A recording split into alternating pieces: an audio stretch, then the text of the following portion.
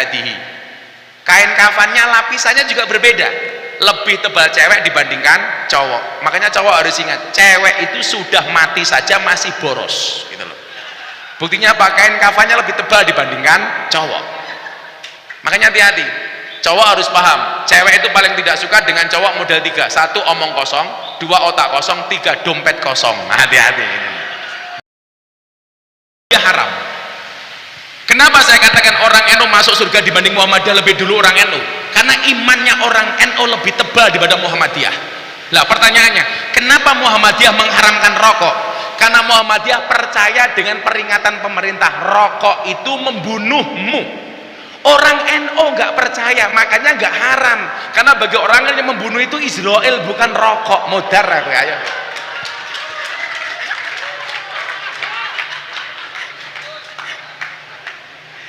Saya punya kawan dulu wali kota di Jogja, Pak. Dia Muhammadiyah tapi ngerokok. Saya tanya, Anda Muhammadiyah kenapa ngerokok? Bukankah Muhammadiyah rokok haram? Sorry Gus, saya memang Muhammadiyah, tapi urusan rokok saya ikut orang NU. Ini kan asik, semuanya ngerokok. Coba kalau mbak-mbak saya mau tanya, kalau Anda pilih suami seneng yang ngerokok apa enggak, Mbak? Enggak, Gus Miftah.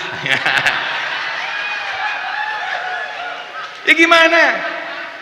Paru-paru saja dijaga, apalagi hatimu. Iya. Asik. Tapi santai bro, orang merokok itu nggak bisa tua. Iya, kenapa? Karena masih muda sudah mati.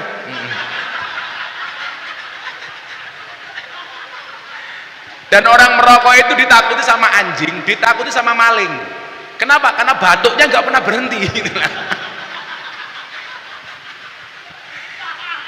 Saya itu satu keluarga yang nggak ngerokok, cuman saya sendiri. Bapak saya itu perokok berat.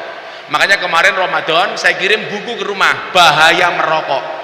Subhanallah, bapak saya langsung berhenti membaca.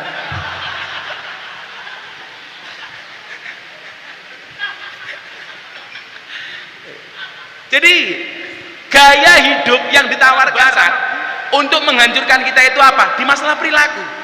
Seolah-olah kalau minum alkohol itu keren, gitu kan? Seolah-olah kalau konsumsi narkoba itu keren. Dari mana kerennya? Alhamdulillah saya 17 tahun membersamai anak-anak pemabuk.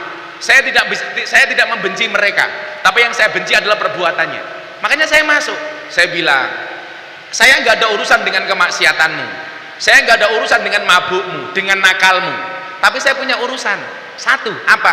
Senakal-nakalmu, semaksiat-maksiatmu, jangan pernah melupakan Tuhan dari dalam hatimu. Makanya walaupun mereka mabuk, saya ajak sholat manut. Ayo kamu sholat. Mereka tanya, Gus, kan orang mabuk itu sholatnya tidak diterima oleh Allah 40 hari. Bagaimana dengan kami? Saya bilang, nggak ada yang salah dengan hadis. Tapi ingat, itu hadisnya orang normal. Sementara kalian abnormal. Lah, kalau nunggu nggak mabuk sholatnya, kapan? Maka tetaplah sholat walaupun kamu mabuk. Maka saya biasa bro, di Jakarta dulu di pinggir-pinggir jalan, teman-teman mabuk saya ajak sholat, saya ngimami, Allahu Akbar, mereka di belakang saya, Allahu Akbar. Itu biasa itu. Lo orang mabuk gimana itu? Ini perilaku yang kemudian dijajahkan oleh orang barat. Bagaimana dengan Cina umpamanya? Mereka menjajah kita dengan cara apa? Ekonomi. Bagaimana kemudian ekonomi di Indonesia mau dikuasai sama Cina? Dengan ekonomi mereka. Dan yang paling parah adalah ketika kita mengatakan orang Arab itu suci, apa penjajahan yang dilakukan mereka kepada kita tentang isme, paham, dan teologi. Nah ini yang paling rentan hari ini. Bagaimana kemudian kerukunan umat beragama di Indonesia, baik antar agama maupun seagama, itu diosak-asik dengan penjajahan teologi. Padahal mohon maaf, 77 tahun kita merdeka, bangsa ini nggak ada masalah. Bahwa Pancasila sebagai ideologi sudah mampu mempersatukan. Tapi akhir-akhir ini coba kita lihat, atas nama politik agama, orang kembali kemudian membentur-benturkan antar agama. Padahal kita tahu, ini negara bukan negara agama, tapi negara yang punya agama. Ada 6 agama yang diakui oleh undang-undang, Islam, Kristen, Katolik, Hindu, Buddha, Konghucu. Seharusnya apa? Selama orang beragama itu menjalankan perintah agama masing-masing, nggak akan ada masalah. Masalah itu apa? Beragama belum bisa dan belum taat kepada agamanya sendiri, tapi intervensi kepada agamanya orang lain. Dia nggak pernah ke masjid tapi ngomongin salib. Dia nggak pernah baca Alkitab, kenapa dia intervensi Al-Quran? Ini masalah. Maka kemudian apa? Yang perlu kita lakukan bukan masuk ke domain agama orang lain, tapi kemudian dalam konteks Pancasila yang bisa kita lakukan adalah kalau kita pengen ngomong, ayo membuat ruang tamu bersama. Orang Kristen hadir, Katolik hadir, Islam hadir, kita ngopi bareng. Maka saya bilang, Indonesia akan baik-baik saja bila bismillah dan puji Tuhan bisa ngopi bareng. Bila bismillah, bila alhamdulillah dan puji Tuhan bisa ngopi bareng. Makanya Bro Eka, coba Anda datang ke pondok saya. Kampung saya itu 60% Katolik. Selatan saya pendeta, utara saya kuburan. Dan subhanallah, seumur hidup saya tidak pernah bertengkar dengan tetangga utara saya. Emang berani. Nah, belum lagi kemudian persoalan internal agama sendiri, sesama Islam masih saling serang, sesama Islam masih saling menyalahkan. Begitu gampangnya kita mengkafirkan orang.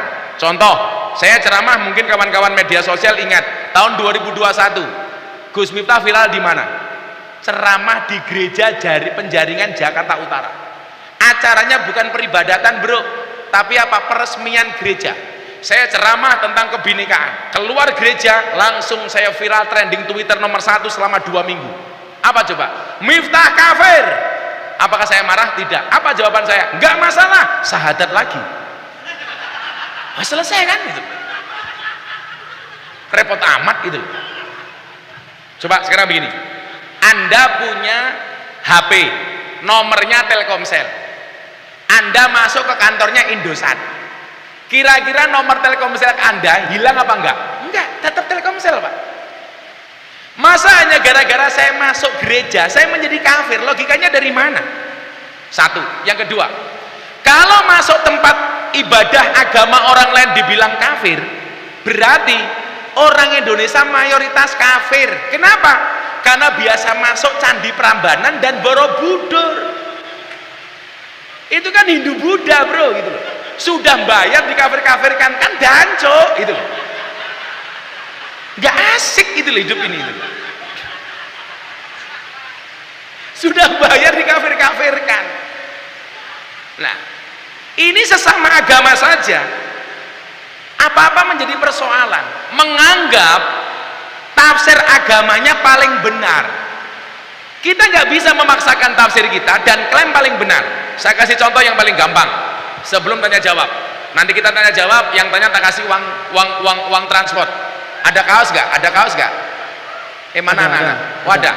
Ada kaos. Nanti tak kasih uang transport sama kaos. Yang tanya.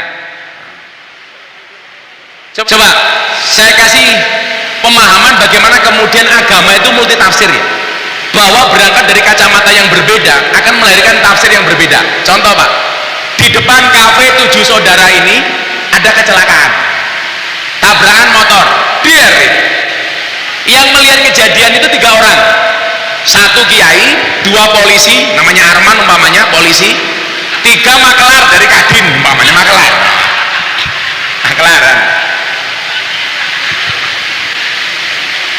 Atau yang keempat konten kreator, tukang foto, tukang video lah. Begitu kecelakaan terjadi, dia peristiwanya sama, berangkat dari kacamata yang berbeda akan melahirkan analisis dan tafsir yang berbeda. Begitu dia yang lihat kiai akan mengatakan apa Pak Wadir? Innalillahi wa inna ilaihi rajiun, semuanya kembali kepada Tuhan. Kiai. Polisi beda lagi, dia ini pasti sebelum terjadi kecelakaan ada indikasi melanggar lampu lalu lintas. Polisi lantas, saya sorry Pak Kabakop, saya melihat polisi itu bimas sama intel, nggak perlu lihat seragamnya, saya bisa membedakan, cukup dilihat dari batuknya, itu beda. Kalau intel batuknya ditahan-tahan, gitu. Tapi kalau bimas, itu bimas biasanya.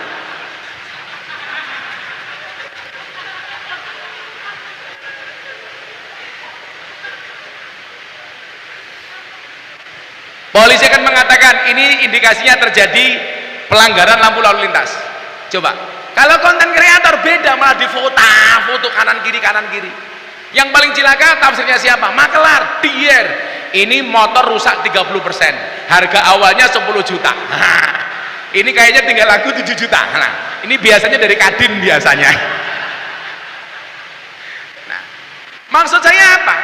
Kita nggak bisa klaim bahwa tafsir kita yang paling benar. Sorry Pak ya, kalau kita menafsirkan Al-Quran, Anda mengatakan menurut Allah, tafsir itu pasti salah. Pertanyaan saya, sejak kapan Anda menjadi wakilnya Allah? Kalau menurut saya, walaupun tafsir saya salah, itu masih oke. Tapi kalau Anda mengatakan menurut Allah, pasti salah. Karena sejak kapan kita menjadi wakilnya Allah? Nah, maka kawan-kawan, jangan sampai kemudian penjajahan mental yang dilakukan oleh Barat, Cina, Arab, dan lain sebagainya menjadikan kita lengah, tidak percaya bahwa kita adalah bangsa yang besar, tidak percaya bahwa kita bangsa yang punya kemampuan, kita bisa lebih hebat dibandingkan mereka. Hari ini terbukti di mana banyak negara yang jatuh miskin seperti Sri Lanka, kita masih oke. Ini artinya apa? Bahwa bangsa ini adalah bangsa yang besar. Syaratnya jangan mudah untuk diadu domba, jangan mudah untuk dibentur-benturkan. Meyakini yang kita lakukan benar, hukumnya wajib, tapi bukan berarti kita diperbolehkan untuk menyalahkan orang lain, baik agama maupun kepercayaan. Mohon maaf, agama Islam yang kamu yakini paling benar, hukumnya wajib, tapi dalam konteks Pancasila Anda tidak boleh menyalahkan orang yang beragama lain. Dalam persoalan iman, Al-Quran mengatakan famang sa'afal yu'min famang sa'afal yakfur. Mau iman, imanlah, mau kafir, kafirlah. Begitu kita punya pilihan agama, toleransinya adalah lakum dinukum waliyadin. Dulu ada yang lucu, Pak Wadir, ada yang ngusul kepada Pak Menteri Cahyokumolo almarhum zaman Mendagri. Dia bilang apa? Diskriminasi agama di Indonesia, intoleransi terjadi gara-gara apa? Berawal dari kolom agama dalam KTP. Maka mereka mengusulkan kolom agama dihapus saja. Saya ditanya sama Pak Menteri, setuju Gus? Enggak, karena bagi saya kolom agama itu penting. Itu identitas. Anda Kristen, banggalah dengan KTP-mu. Anda Islam, banggalah dengan kolom agama dalam KTP-mu. Maka saya bilang, kalau kolom agama dalam KTP dihapus, saya nggak setuju.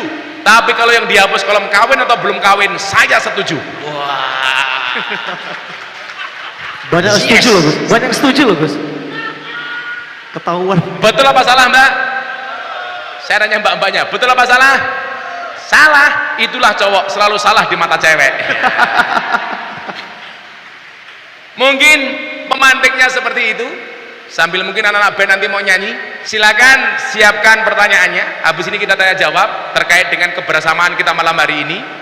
Nanti insya Allah setiap penanya saya kasih kaos dan uang 300.000. Yang pecinya NU dulu ini aja. Sini. Siap. Oh ini si Abang langsung kita Pak. Yang pecinya NU saya doakan masuk surga. Amin. Pecinya.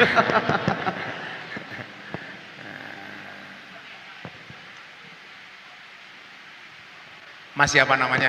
Mas Fahri. Siapa? Fahri. Kenapa suka punya kumis? Tapi kalau cewek punya cowok punya kumis pertahankan. Fik dia lele bukan buaya. Asik. Kamu makannya banyak apa sedikit? Sedikit. Ah banyak. Kalau cowok makannya banyak tetap kurus, dua kemungkinan. Satu anugerah atau nomor 2 azab. Azab ini. Gimana Fahri? Ini Gus, saya mau nanya kenapa tidak semua ajaran itu bisa diterima oleh akal? Fahri, kenapa tidak semua ajaran agama itu bisa diterima oleh akal? Jawabannya gampang. Kalau semua ajaran agama bisa diterima oleh akal, berarti nggak ada bedanya agama dan ilmu pengetahuan. Cukup kuliah saja, nggak usah beragama. Justru menariknya agama itu kadang-kadang ada yang tidak tangible, tidak terukur, tidak bisa dipecahkan oleh akal. Kenapa? Karena kemampuan akal manusia itu terbatas. Makanya itulah alasan kenapa kemudian dulu ayat yang diterima oleh Nabi Muhammad pertama itu apa? Iqra bismi rabbik. Iqra itu dimensi akal, bismi rabbik itu dimensi hati. Lah, Iqra itu intelektualitas, bismi rabbik itu spiritualitas. Yang benar saya mau tanya sama kamu, belajar agama itu akal mengikuti hati atau hati mengikuti akal? Menurut Fahri, Hati mengikuti akal. hati mengikuti akal. Saya mau tanya lagi, apakah benar hati mengikuti akal? Cinta itu dari mata turun ke hati atau dari hati naik ke mata? Dari mata turun ke hati. Dari mata turun ke hati. Saya mau bilang sama Fahri, kalau cinta itu dari mata turun ke hati, berarti selamanya Fahri ini tidak akan pernah cinta sama Allah. Kenapa? Karena matamu nggak pernah lihat Allah. Kalau cinta itu dari mata turun ke hati, berarti kita tidak akan pernah mencintai Nabi. Kenapa? Mata kita nggak pernah melihat Nabi. Lebih konkret, kalau cinta itu dari mata turun ke hati, berarti orang buta itu tidak akan pernah merasakan indahnya cinta. Kenapa? Karena orang buta tidak pernah melihat pasangannya, tapi dia tetap bisa jatuh cinta. Kenapa? Karena punya hati. Menikah mateng bro, nggak salah jalan, benar. Nah, artinya apa? Cinta itu sebenarnya bukan dari mata turun ke hati, tapi dari hati naik ke mata. Kalau datangnya cinta pasti dari hati, tapi kalau datangnya nafsu pasti dari mata. Maka belajar agama yang benar itu bukan akal, bukan hati yang mengikuti akal, tapi akal yang mengikuti hati. Makanya Iqra harus mengikuti bismi rabbik, utamakan hati dibandingkan akal. Makanya kalau orang jatuh cinta itu pasti pakai rasa, bukan pakai logika. Iya. Baik. Terima kasih untuk Fahri. Terima kasih, Gus. Kita kasih kaos ini. Oke. Terima kasih buat Mana uang Bang saya Fahri. mana? Uang saya mana? Santai Ri. Tak kasih uang kamu Ri. Wow. Luar biasa. Wih. Lebaran masih jauh, THR udah dapat tuh. Terima kasih. Ya. Tepuk tangan luar biasa buat Bang Fahri. Oke. Alah pakai bonus foto barang. Ya udah cepetan.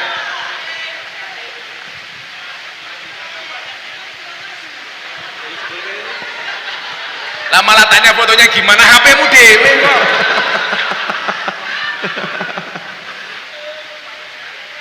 Oke. Ngeri sekali. Terima kasih buat Itu pakai aplikasi yang putih banget itu loh. Itulah saya yakin, cakep itu relatif, tapi filter alternatif. Iya. Yuk next. Oke, next. Sana. Yang pakai batik Oh, pakai belakang batik. dulu Din, ya. Wah, ini mesti burungnya kecil, ini perutnya besar. So tahu Gus. Boleh perkenalan nama? Nah, namanya siapa bro? Izin bang, nama saya Khalil Gibran Gus. Siapa? Khalil Gibran. Kali Oh, Maling Kundang. Oh, bukan. Khalil Gibran. Oh, kalian Gibran. Ya izin juga, itu kawan-kawan presiden mahasiswa Gus. Woi. Mahasiswa mana bro? Mahasiswa mana? Ini deh. Mahasiswa dari mana? Kami dari BMSI di daerah Sumatera Utara. Oke, sana presiden mahasiswa, ini presiden para pendosa. Siapa namanya? Khalil ya? Khalil Gibran. Mungkin ada dua. Hidupmu kayak batik ya? Apa? Kebanyakan pola. Jadi Aman, Bro Khalil. Apa? mungkin ada dua pertanyaan Gus tadi kita. Kamu muslim apa non muslim? Sampai sekarang muslim. Oh, sampai sekarang. Aku udah ngajar sampai sekarang muslim. Jadi ada suatu pertanyaan yang sungguh misterius bagi saya Gus. Jadi kita ini kan bukan tempat pembenaran, kita ini mahasiswa bukan yang tempat pembenaran ketika seseorang menanyakan itu ke tempat yang salah Gus. Jadi ada seseorang yang menanyakan ke saya, kita dilahirkan, Nabi Adam dilahirkan karena dosa yang dibuat Gus. Apakah kita saat ini manusia adalah orang yang dilahirkan karena menanggung dosa Nabi Adam? Oke. Itu satu. Menyinggung dari Twitter juga tadi Gus yang sempat trending selama. Guru dosenmu Twitter Pak. Kan. Nah itu Gus, balik lagi kenapa kita bilang di Twitter itu banyak jenis manusia, karena banyak orang-orang yang mencari pembenaran di situ Gus. Kita menemukan semua sifat manusia di situ, bahkan hal-hal yang tidak lazim kita temukan di situ. Artinya di Twitter ini banyak orang-orang yang mencari kebenaran tapi di tempat yang salah. Saya kemarin itu membaca ada kasus pengeboman di Sulawesi kalau nggak salah Gus. Ada satu orang Islam yang mengatakan dirinya Islam meminta maaf atas nama Islam karena pengeboman itu KTP-nya Islam. Ini kan menurut saya bodoh, ini kan oknum Gus. Bukan Islam ya? Kita nggak pernah menyalahkan kasus-kasus di luar sana membawa agama, itu oknum-oknum menurut saya. Artinya semua yang Gus bahasakan tadi, semua Gus yang bicarakan tadi, solusinya apa Gus? Buat kami-kami ini yang bukan tempat pembenaran. Oke. Atas pertanyaan-pertanyaan yang tidak bisa kami jawab. Sekian, Oke. terima kasih. Duduk dulu. Ini bagus ini pertanyaannya. Saya jawab. Saya lebih suka buka Traveloka dibandingkan Twitter. Ya coba Anda lihat. Traveloka sama Twitter itu sama-sama lambangnya burung. Tapi coba Anda lihat, lebih bahagia burungnya Traveloka apa Twitter? Traveloka. Kenapa? Karena orang yang piknik itu lebih menyenangkan daripada orang yang cangkeman tok, saya kasih tahu itu. Orang yang ngomong tok itu. Makanya Traveloka gambarnya burung terbang, sementara Twitter dopro aja begini itu. Makanya saya lebih suka Traveloka dibandingkan Twitter. Yang pertama, apakah benar kita ini lahir dari dosa yang dilakukan oleh Adam? Yang pertama konsep Al-Quran, Mas Kalin. Wala taziru waziratu wizra ukhra. Seseorang itu tidak bisa menanggung dosa orang lain. Artinya kemudian kalau toh Adam itu dianggap salah, kita tidak bisa menanggung dosanya Adam. Ini sesuatu yang different. Saya berbuat dosa, itu tidak bisa kemudian dosa itu ditanggung oleh anak saya. Maka saya tidak pernah setuju dengan bahasa anak zina. Karena bagi saya yang salah bukan anaknya, tapi kelakuan bapak ibunya. Kan kasihan anaknya dibilang anak zina, dia nggak ikut menikmati, lihat juga kagak, itu kan. Kenapa kemudian dia dipersalahkan? Jadi nggak ada konteks dalam agama Islam itu dosa warisan, itu nggak ada, sama sekali nggak ada. Kemudian yang kedua, Adam itu kemudian percaya dengan omongan iblis. Itu kenapa? Karena iblis itu bersumpah dengan nama Allah. Makanya kamu ini jangan kaget kalau ada orang berjanji dan bersumpah atas nama Allah, itu juga pernah dilakukan oleh iblis. Iblis yang digoda awalnya bukan Adam bro, tapi Hawa. Kenapa? Karena iblis tahu perempuan itu kelemahannya di telinga, cowok itu kelemahannya di mata. Saya ulangi ya, cowok itu kelemahannya di mata, cewek itu kelemahannya di telinga. Karena cewek tahu cowok itu kelemahannya di mata, maka saya bilang tetaplah make up dan dandan walaupun kamu sudah punya pasangan. Kenapa? Karena di luar sana pelakor lebih menakutkan daripada hantu kuburan. Makanya cowok itu kelemahannya di mata bro. Cowok di jalan lihat cewek cantik, dia akan teriak wow. Begitu pulang lihat istrinya, weh, inilah kelemahannya di mata gitu. Nah, cewek kelemahannya di telinga. Makanya Adam, mohon maaf, Hawa yang diprovokasi pertama oleh iblis itu Hawa dengan bahasa yang indah, demi Allah Hawa, kenapa kalian berdua tidak boleh mendekati pohon ini? Karena dari semua makanan di surga yang paling enak adalah buah dari pohon ini. Hawa terprovokasi telinganya, menangis di depan Adam. Cowok kalau melihat cewek menangis gak akan tahan mas. Melihat tangisan si Hawa, Adam terprovokasi. Akhirnya mereka berdua bersepakat untuk mengambil buah dari pohon ini. Yang terjadi apa? Fa'azallahuma syaiton. Akhirnya mereka berdua digelincirkan oleh setan keluar dari surga. Itulah alasan kenapa sampai hari ini cewek kalau diajak makan jawabannya pasti terserah. Kenapa? Karena cewek pernah punya pengalaman salah milih makanan. Lalu semua makanan di surga boleh kok milih hoodie, kan goblok gitu loh. Tapi lucunya cewek apa? Dek makan di mana? Terserah. Dibawa masuk ke kafe 7. Loh kok di sini? Itulah cewek itu loh. Susah untuk dimengerti. Jadi dalam konsep agama mas itu nggak ada dosa warisan. Artinya apa? Kita hari ini hadir di dunia bukan karena kita menanggung dosanya Adam, tapi karena memang itulah mekanisme Tuhan untuk menciptakan sebuah mekanisme kita terlahir di dunia. Tapi sekali lagi bukan atas tanggungan si Adam. Yang pertama. Yang kedua, saya pernah trending Twitter ada dua, ada momen, ada nama. Saya sering trending nama, tapi juga pernah trending peristiwa. Peristiwa yang saya maksud apa? Ketika awal pandemi, saya jadi bintang tamu di Mata Najwa. Waktu itu Najwa Shihab bilang, bagaimana dengan pendapat-pendapat hari ini yang berkeliaran Gus di media sosial? Bagaimana kita cara menanggapinya? Waktu itu saya jawab, yang pertama Mas Kalian Gibran. Saya bilang, ikutlah pendapat ahli, jangan ikut-ikutan orang yang ahli berpendapat. Hari ini semua orang gara-gara punya medsos dia bisa berpendapat, padahal bukan ahlinya. Makanya kalau Al-Quran mengatakan apa? Bertanyalah kepada ahli dzikir. Nah solusinya apa? Orang yang salah pergaulan itu ternyata menurut saya lebih gampang didandani, lebih gampang diperbaiki daripada yang salah milih pengajian. Siapa mereka yang salah milih pengajian? Yang gampang mengkafirkan, membid'ahkan, nerakakan dan lain sebagainya. Saya kalau salah pergaulan mas, WTS sama saya manut. Anda tahu di Jakarta ada preman terbesar mungkin se-Asia, namanya siapa? Maung Hercules. Dia punya anggota di Jabodetabek 1 juta KTA, ikut dia. Saya bilang, saya sampaikan Islam yang rasional kepada dia dan dia bisa menerima. Preman-preman di Jakarta yang salah pergaulan bro, manut sama saya. Saya pernah mau masuk klub malam di Jakarta, saya dikeroyok preman 20. Saya nggak mundur, kenapa? Belakang saya sumur. Nah, kecemplung mudar aku malah itu. Dan ternyata apa? Saya belajar silat, saya belajar pencak dan lain sebagainya. Tapi kemudian saya memahami, jurus yang paling ampuh itu apa? Senyuman di bibirmu. Akhirnya begitu mereka saya nego manut. Saya dulu di klub malam, di lokalisasi Sarkem itu, saya masuk tahun 2000, itu di bawah todongan pistol. Saya mau ditembak 3 kali oleh seorang preman namanya Gunardi Joko Lupito. Tapi ternyata apa? Dengan kemampuan lobby, komunikasi yang kita sampaikan kepada dia, akhirnya dia manut. Dan Anda tahu, si Gunjek ini yang dianggap preman paling besar di Jogja, sebelum mati dia bisa membangun masjid 3 kali. Inilah alasan saya sampaikan, orang yang salah pergaulan itu lebih gampang dinasihati daripada yang salah milih pengajian. Atas nama hijrah dari maksiat kemudian menjadi baik, begitu baik, kenapa harus menghina mereka ahli maksiat? Maka kemudian apa? Orang baik itu adalah orang yang mampu membaikkan orang lain, bukan baik untuk dirinya sendiri. Yang menjadi persoalan, orang itu kalau baik memandang ahli maksiat dengan penuh kebencian, padahal ahli maksiat memandang orang baik dengan penuh pengharapan. Saya kasih contoh, saya ngaji di klub malam bersama LC, ladies skirt.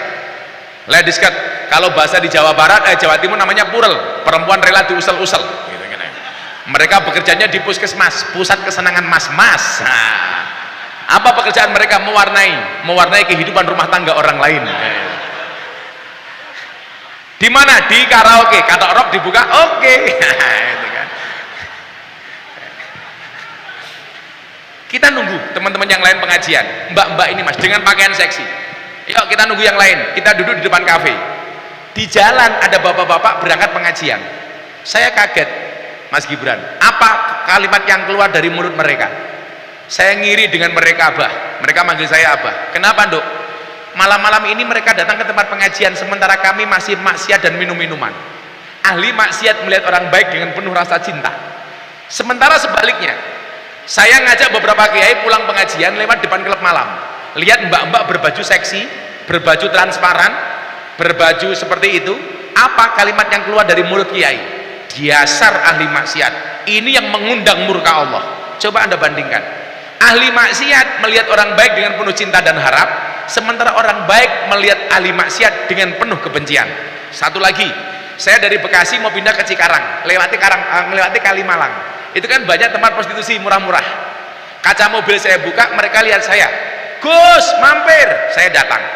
Saya kumpulkan ada 100 PSK. Saya kasih ceramah, saya bilang, Anda berapa yang masuk malam ini? 100 kiai. Per malam Anda dapat duit paling sedikit berapa? 200.000. Oke. 100 PSK semuanya saya bayar 200.000. Tapi syaratnya satu.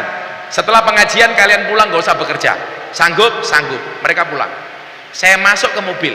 Ketemu kiai yang jemput saya. Kiainya bilang apa, Mas? Mubadir, Gus. Mereka malam ini berhenti, tidak bekerja. Toh besok malam mereka menjadi PSK lagi. Saya marah waktu itu. Pak Kiai, dari mana Anda mengatakan mubadir? Orang berhenti maksiat sedetik saja bagi saya prestasi. Apalagi semalam. Inilah persoalannya. Orang baik selalu memandang ahli maksiat dengan penuh kebencian. Padahal ingat, Allah menciptakan manusia untuk saling menilai, untuk saling mengenal dan menasehati, bukan untuk saling menilai dan menghakimi. Seringkali kita menjadi hakim dan jaksa bagi kesalahan orang lain, tetapi menjadi pengacara bagi kesalahan kita sendiri. Kalau ada orang lain salah, kita hakimi, kita vonis. Sementara kalau kita salah, membela diri. Makanya ingat, cari komunitas yang benar, cari guru yang benar. Sehingga kemudian apa? Deddy Corbuzier ketika mau masuk Islam, dia ngeyel, Pak. Kenapa pengen masuk Islam melalui saya? Seminggu sebelum masuk Islam dia telepon saya, bro, I will to be a Muslim. Dia ngomong sama saya tolak, jangan, kamu gak usah masuk Islam. Dia ngeyel, I will to be a Muslim with you, not others. Saya bilang jangan. Dia tanya, kenapa sih orang lain ngajakin gua masuk Islam, lu kok nolak? Saya bilang, jadi orang Islam tuh berat Ferguson, berat, cukup aku saja, kamu gak akan kuat. Saya bilang. Nah, pertanyaannya begini, mohon izin, ini saya ceritakan sama teman-teman pendeta. Kenapa Dedi kok ngeyel? Waktu itu saya bilang, kalau you pengen masuk Islam, teman-teman gua di Jakarta banyak, di Istiqlal, di mana-mana bisa. Dia bilang apa? You dulu pernah bilang sama I, kata Dedi, saya kalau masuk Islam, wajah Islam saya seperti apa, itu tergantung pintu masuknya. Kalau pintu masuknya ramah, maka Islammu akan menjadi Islam yang ramah dan menyenangkan. Kalau pintu masuknya itu asik, Islammu akan asik. Kalau pintu masukmu happy, Islammu happy. Demikian juga sebaliknya, kalau pintu masuk kamu ke dalam Islam keras, maka Islammu akan penuh kekerasan. Dan dia bilang, kalau saya harus masuk Islam, harus dengan Gus Miftah. Dia bilang, kenapa? Karena saya melihat Islam yang happy, asik dan menyenangkan dari kamu. Saya tanya, buktinya apa Islam saya asik? Kan kamu enak, ngaji di kampus bisa, pondok pesantren bisa, masyarakat bisa, di lokalisasi bisa, kan aku bisa ikut, matamu, saya bilang gitu loh. Artinya apa? Akhirnya ketika dia masuk Islam, saya berwasiat sama Dedi, bro, orang non-Islam itu tidak melihat Quranmu, orang non-Islam tidak membaca hadismu, tetapi orang non-Islam membaca akhlak dan perbuatanmu. Artinya apa? Kalau kamu ingin menampilkan Islam yang asik, caranya adalah jadikan akhlak dan perbuatanmu yang asik, happy dan menyenangkan. Itulah Islam yang saya anut hari ini. Makanya begitu banyak orang ketemu saya, orang ateis masuk Islam, seperti ketika saya ceramah di gereja, satu keluarga dari Belanda telepon saya pengen masuk Islam. Saya tanya, you kenal Islam? Enggak. Kenapa pengen masuk Islam? Karena saya melihat Gus Miftah asik. Loh, asik jadi masuk Islam. Makanya kalau kamu kemudian pengen beragama yang benar, berpikir yang benar, berperilaku yang benar, carilah orang yang asik ya. Seperti kumismu kan asik gitu, menjijikkan.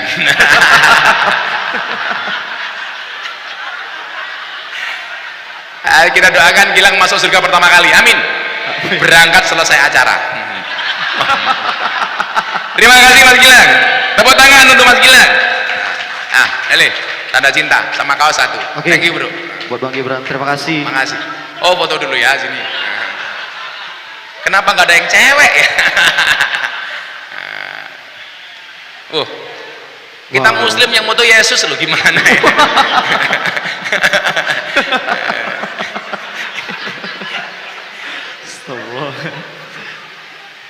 Oke, thank you. Terima kasih buat Bang Khalil Ya, Gibran. ada sebelum cowok lagi ada cewek. Mau tanya? Oh, nggak ada ya sini. Dari tadi udah kode-kode loh. Sana belum ibu-ibu? Ibu-ibu dari sebelah sini ya? Ibu-ibu berjilbab pink.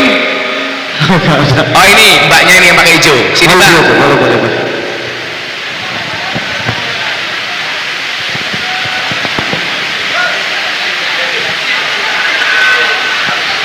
Di sini, Pak. Oke, ini mbak yang pertama nanya nih. Tadi cowok semua kan? Oke, mbak siapa namanya? Atau ini juga cowok jangan-jangan. Bukan. Boleh kenalkan nama dulu? Mbak siapa namanya? Saya namanya Sari Dlimayani. Apa? Sari Dlimayani. Saya mau nanya. Batak apa Jawa? Saya Batak. Oh Batak. Apa marganya? Saragi. Saragi. Apa mbak? Gini, saya kan lihat YouTube Gus Miftah kan, kebanyakan kan kalau ceramahnya kan di tempat-tempat yang kita bilang kayak di penjara. Penjara, lokalisasi, klub malam, anak mabuk. Kenapa mau ke situ? Gitu. Lah kenapa nggak boleh? Ya maksudnya kan maksudnya kan itu kan tempatnya kan apa kita bilang kan tempat yang ngeri gitu kalau kita Ngeri? Iya. Makanya karena ngeri saya buat daging. Mbak Sari duduk dulu. Iya. Awalnya begini mbak. Dulu itu ada PSK pernah mau hadir di acara pengajian bersama yang lain di masjid. Nah karena orang tahu dia itu PSK, dilabeli PSK, orang-orang yang hadir di majelis nggak nyaman. Ini kenapa sih PSK ikut-ikutan ngaji? Lah saya berpikir begini, ternyata yang butuh Tuhan itu tidak hanya orang yang dianggap baik. Mereka juga butuh Tuhan. Maka saya jemput bola. Saya hadir kepada mereka. Maka tahun 2014 sebelum saya viral itu saya diundang sama acara Kick and di Metro TV. Saya menolak. Alasan saya apa waktu itu? Mbak PSK tanya, "Bah, kenapa nggak mau diundang sama TV?" Waktu itu saya jawab, Allah menciptakan Miftah tidak untuk menjadi orang terkenal, tapi untuk mengenalkan Allah kepada mereka yang belum kenal. Kalau toh kemudian dari ini terkenal, berarti manfaatnya harus lebih banyak. Kira-kira begitulah. Lah akhirnya apa? Ketika saya pancing ternyata benar, mbak-mbak yang di sana itu juga butuh kenal Allah. Maka saya datang, walaupun kemudian kontroversi. Saya pas ketika viral itu diundang di TV One. Ada kiai mengatakan begini, yang dilakukan Miftah itu menjual agama, memalukan, dia bilang. Padahal mbak, saya ngaji di klub malam lokalisasi nggak pernah terima uang. Saya bayar, bahkan konsumsi sajadah, mukena, Al-Quran, mereka butuh apa saya cukupi. Jadi saya tidak terima apapun, mereka saya kasih. Lah ini kiainya bilang itu memalukan. Waktu itu hostnya bilang sama saya begini, bagaimana respon Gus Miftah? Katanya ngaji di klub malam lokalisasi memalukan. Jawaban saya apa waktu itu? Kalau yang saya lakukan ngaji di lokalisasi dan klub malam dianggap memalukan, lebih memalukan mana ketika kita melihat kemaksiatan diam tanpa memberikan solusi apapun kepada mereka. Ini bagi saya solusi. Makanya cara gampangnya begini mbak, kalau ada orang sholat, ada imam, ada muadzin, ada yang mimpin yasin, ada tukang adzan, ada yang khutbah, ada yang pidato.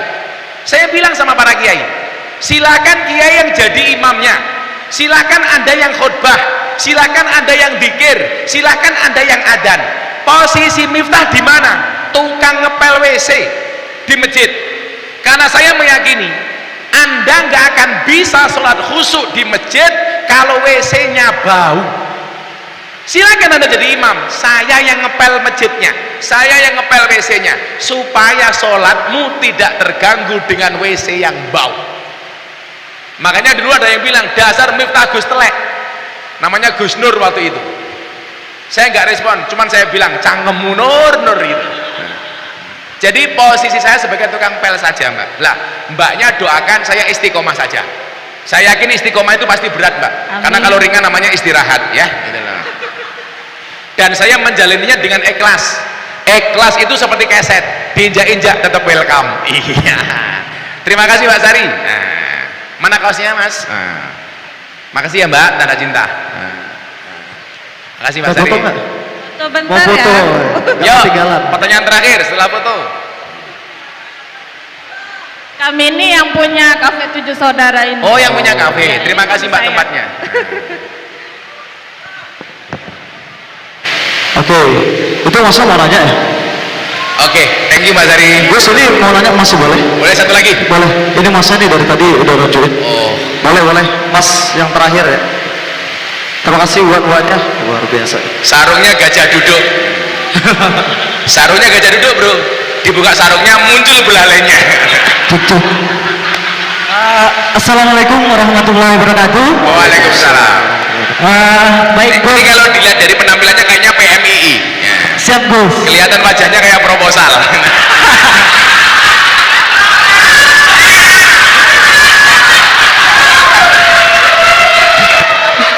Jadi baik Gus. Siapa namanya? Sebelum saya perkenalan Gus, saya mengucapkan selamat datang di kota para ketua Gus. Yang mana Sumut ini semua para ketua, nggak ada yang ketua Gus, Siap. kecuali saya. Karena kenapa Gus saya nggak ketua? Di Medan ini sekali ketua, oh ya limpun. Jadi saya nggak malu. Kenapa saya ketawa? Karena belas gak paham.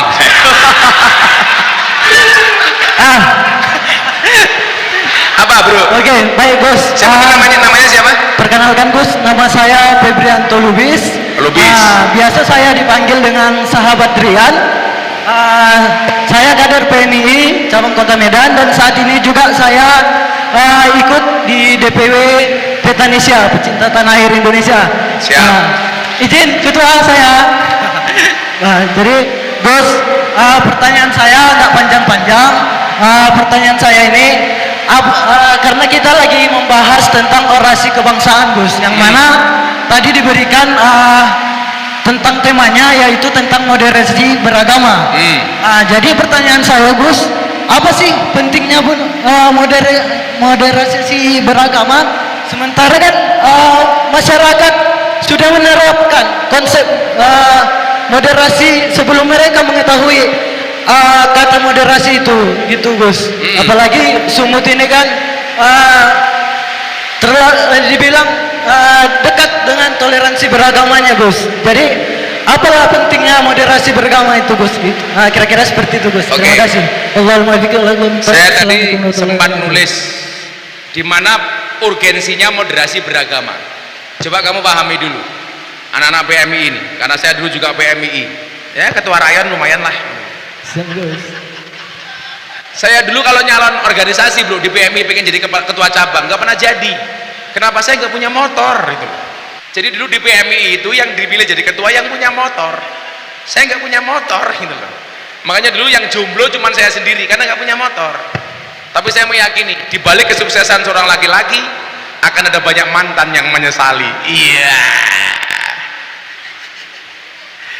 Jadi begini, moderasi yang kita maksud di sini adalah moderasi beragama adalah cara pandang, sikap dan praktek beragama dalam kehidupan bersama dengan mengejawantakan esensi ajaran agama yang melindungi martabat kemanusiaan, membangun kemaslahatan berdasarkan prinsip adil, berimbang dan menaati konstitusi sebagai kesepakatan bersama, kesepakatan bernegara. Kemarin saya sempat ngomong begini, Mas. Salah satu pintu masuk radikalisme itu adalah kebencian kepada pemimpin yang berlebihan. Sehingga kalau dia sudah benci dengan pemimpin, produk apapun yang dihasilkan oleh pemerintah akan ditolak. Lah, jeleknya kita itu satu di Indonesia. Makanya kenapa dalam NU itu kita mengenal istilah waja'alnakum ummatan wasaton, moderat yang tengah-tengah. Kamu anak PMI harus paham ini. Posisi NU itu moderat. Artinya apa? Pemerintah baik wajib kita dukung, kalau salah wajib kita benarkan. Lah, sekarang di Indonesia enggak, bro. Kalau dia sudah benci dengan pemimpin, sebaik apapun kepemimpinannya tetap terlihat jelek. Tapi kalau dia sudah cinta dengan pemerintah, seburuk apapun tetap akan kelihatan baik. Lah, moderasi beragama akan berbicara di situ. Kita menjadi orang yang moderat. Anda salah, kita ingatkan. Benar, kita dukung. Itu yang harus menjadi posisi tawar anak-anak PMII. Sehingga kemudian apa? Kita tidak membabi buta itu. Kalau dalam bahasa agamanya apa, Mas? At-taqlidul a'ma, ikut yang membabi buta. Ingat, babi itu haram, apalagi babi buta. Lubis tahu babi itu mengandung apa? Cacing pita. Oh salah, babi itu tidak mengandung cacing pita, tapi mengandung anaknya. Masa ya anakmu gitu. Maka pola itulah yang kemudian pengen kita moderasi, bahwa posisi kita adalah di tengah-tengah, bahwa kemudian kebijakan-kebijakan pemimpin yang baik perlu kita dukung, salah kita kritisi. Saya kasih contoh, Mas Eka. Dulu presiden pernah melegalisasi miras. Yang trending di Twitter saya sama Wulan Guritno karena perceraiannya, saya trending nomor 2 karena menunggu kapan selesai masa idahnya. Oh enggak. Karena saya waktu itu ngomentari Pak Jokowi tentang legalitas miras, bahwa kemudian apa, saya ingin menyampaikan pemerintah itu tidak anti kritik. Kalau toh kemudian mengkritiknya dengan cara yang baik, didengarkan kok sama presiden. Waktu itu saya bilang, saya menolak legalisasi miras yang diteken sama presiden. Kenapa? Karena keharaman khamr dalam Al-Quran itu mutlak qat'i. Maka saya menolak. Beda dengan katakanlah masalah bunga bank, apakah ini riba atau enggak, itu masih debatable.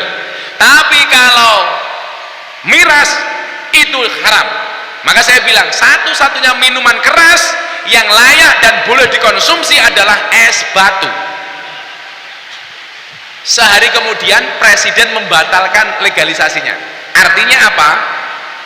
Ternyata pemerintah juga boleh untuk dikritik selama dengan cara yang baik. Terima kasih Mas Lubis. Saya nyumbang 1 juta untuk PMII. Wow. Alhamdulillah, luar biasa. Salam pergerakan. Anggap saja zakat pergerakan. Asik.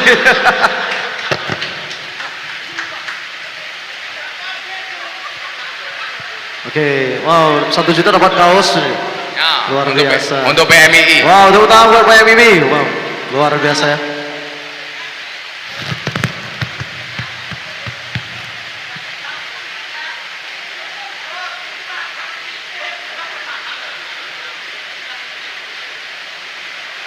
Ya, terima kasih Mas Lubis.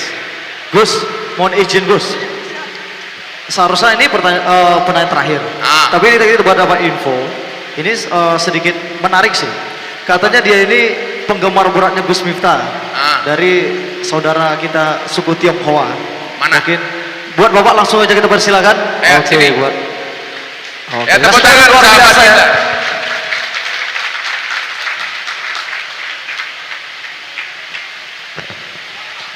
Sini bro. Wah, keren nih. Katanya juga mualaf juga Namanya ya. siapa? Oh, pakai mic.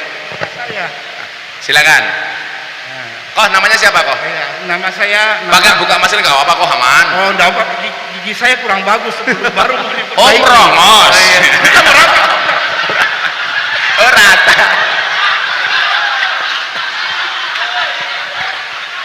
Asli tinggal di Medan kok? Saya asli dari Chinese Makassar. Oh, Chinese Makassar. Jadi saya mualaf memang dapat hidayah. Namanya Saya- siapa? Nama saya Jonitan. Nama Islam saya Muhammad Oh, Jailani. sudah mualaf. Mualaf. Sudah mualaf.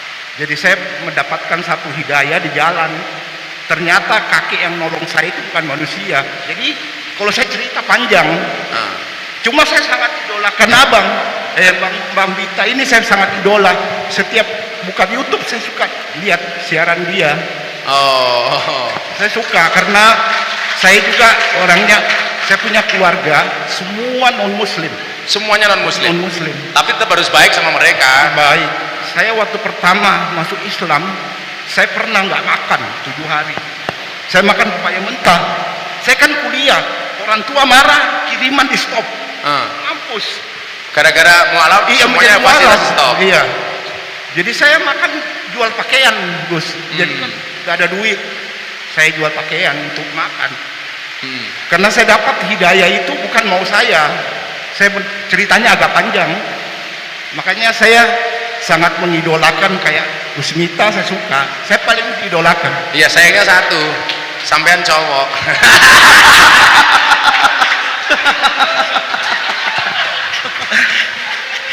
Iya kok. Sekarang usahanya apa kok? Saya usaha ikan laut. Ikan laut. Iya, ikan.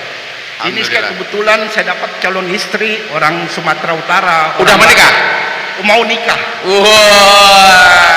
Atau kita nikahkan sekarang? Iya. Oh, bulan 11. Ah, Ini calon istrinya. iya. Sampean di pelet apa?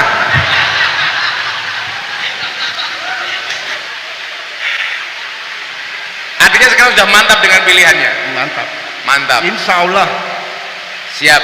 Saya pertama ketemu dia, Gus Mita, saya itu ngetes. Saya bilang saya tak punya duit.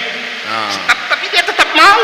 Iya. Makanya kalau ngetes cewek harus kasih susah-susah. Usah-usah ya. Pokoknya kasih bilang nggak ada apa-apa. Kalau dia masih suka, udah itu terbaik. Kalau Tapi menurut ingat saya- kok, tapi ingat kalau sudah menikah, ingat cewek itu hatinya seperti rekening bank. Maksudnya apa? Nggak mungkin berbunga kalau nggak ada saldonya. Iya.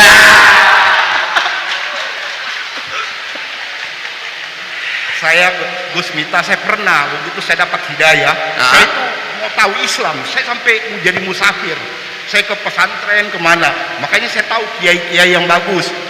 Tahun 96 saya dapat hidayah itu. Kenapa? Saya pertama dapat hidayah. Bismillahirrahmanirrahim aja saya nggak pernah ucapin.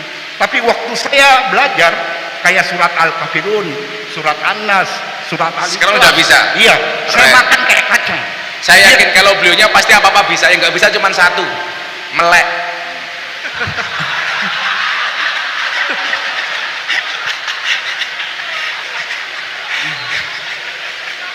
Saya terima kasih kok atas waktunya hadir ke sini. Mbaknya ke sini, foto bareng-bareng nggak apa-apa sama kita ya. Sini, foto sini. Ya, tepuk tangan tuh mbaknya ini. Makasih ya kok ya. Iya, saya Insya Allah keep kontak. mengidolakan. Kalau ke Jogja mampir kok. Insya Allah. Saya pasti nyari Gus kalau nanti saya ke Jawa. Saya kasih uang beli Al-Quran kok ya, untuk beli Al-Quran dari saya, karena saya nggak bisa ngasih Al-Quran, sampai beli Al-Quran sendiri. Tapi uangnya dari saya, harus diterima. Nah, santai aja kok. Kan jarang-jarang Jawa ngasih Cina, jarang-jarang kok. Ayo kok aja, tanda cinta kok. Gak apa-apa, aman untuk Quran kok. Inilah Indonesia luar biasa. Ayo Mbak, sini Mbak, itu foto yuk. Wah, ini beneran. Ini besok malam pertama kan ada semut naik gajah, ini bahaya.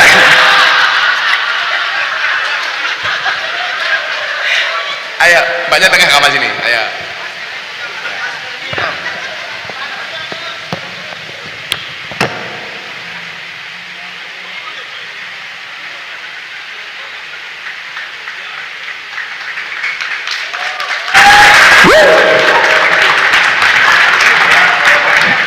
Oke. Ada sedikit cenderamata dari orasi. Boleh mbaknya satu lagi? Oh, mbaknya tutup lagi. Oke. Ya. Terima kasih kok. Salah. Mudah-mudahan segera menikah. Amin. Amin. Allah. Terbiasa ini. Terima kasih semua yang ada di Cafe 7. Akhirnya sebagai penutup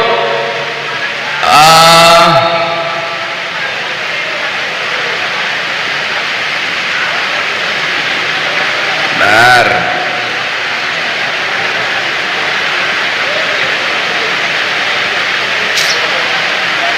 Nih, kawan-kawan sekalian, bangsa Indonesia adalah rumah besar yang menaungi siapa saja, tak pandang perbedaan yang ada. Di bangsa ini, perbedaan akan merekatkan, bukan meretakkan.